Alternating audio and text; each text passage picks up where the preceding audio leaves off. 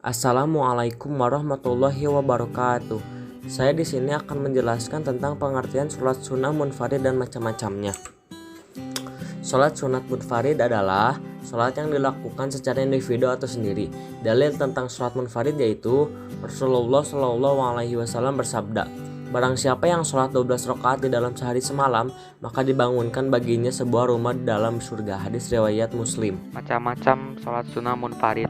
Sholat sunnah munfarid dibagi menjadi 3 macam, yaitu pertama, sholat rawatib, kedua, sholat tahiyatul masjid, dan ketiga, sholat istikharah. Sholat rawatib. Rawatib berasal dari kata ratibah yang artinya tetap, menyertai atau terus-menerus. Dengan demikian, sholat sunat rawatib adalah sholat yang dilaksanakan menyertai atau mengiringi sholat fardu, baik sebelum maupun sesudahnya.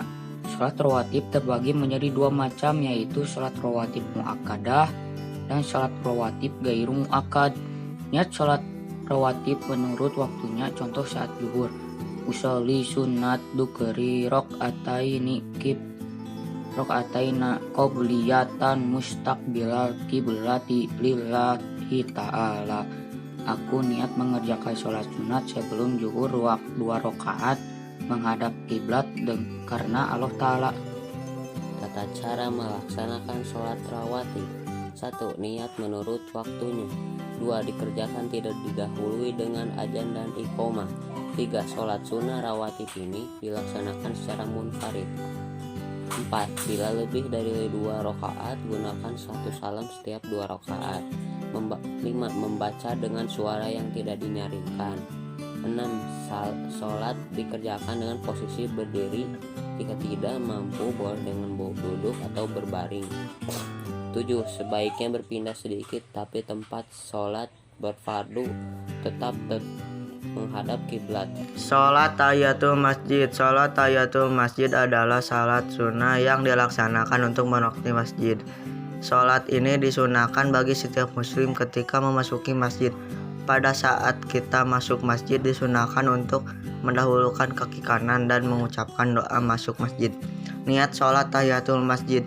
Niat untuk melaksanakan sholat tahiyatul masjid adalah sebagai berikut.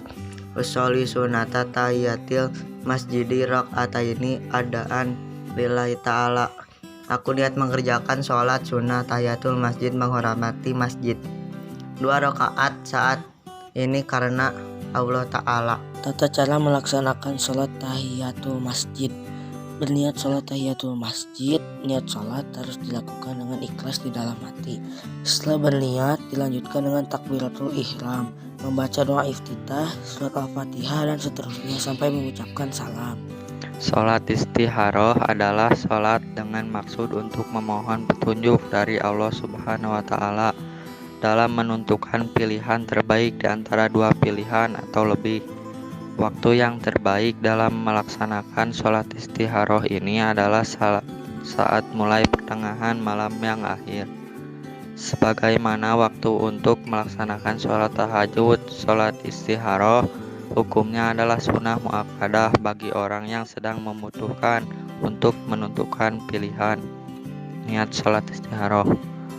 Usolli sunatan istikharati rakaataini lillahi ta'ala. Aku berniat melaksanakan sholat sunnah istikharah 2 rakaat karena Allah Ta'ala.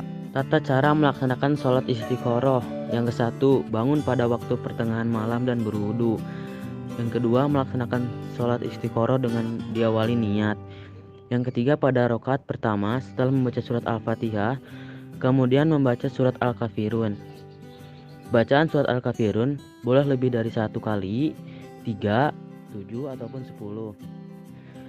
Yang keempat, pada rakaat kedua setelah membaca surat al-fatihah, kemudian membaca surat al-ikhlas. Baca surat al-ikhlas boleh lebih dari 1 kali, yakni 3, 7, atau 10 kali. Yang kelima, setelah sholat 2 rakaat dilanjutkan dengan membaca doa istikharah yang dilanjarkan oleh Nabi Muhammad SAW. 6 hikmah dalam melaksanakan sholat sunnah. 1. Disediakan jalan keluar dari segala permasalahan dan persoalannya, dan senantiasa akan memberikan rezeki yang cukup oleh Allah Subhanahu wa Ta'ala.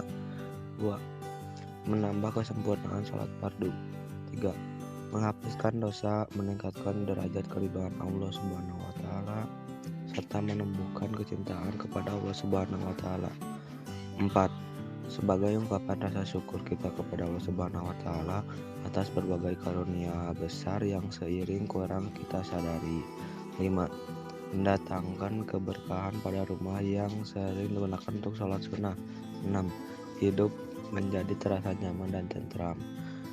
Sekian penjelasan dari saya. Wassalamualaikum warahmatullahi wabarakatuh.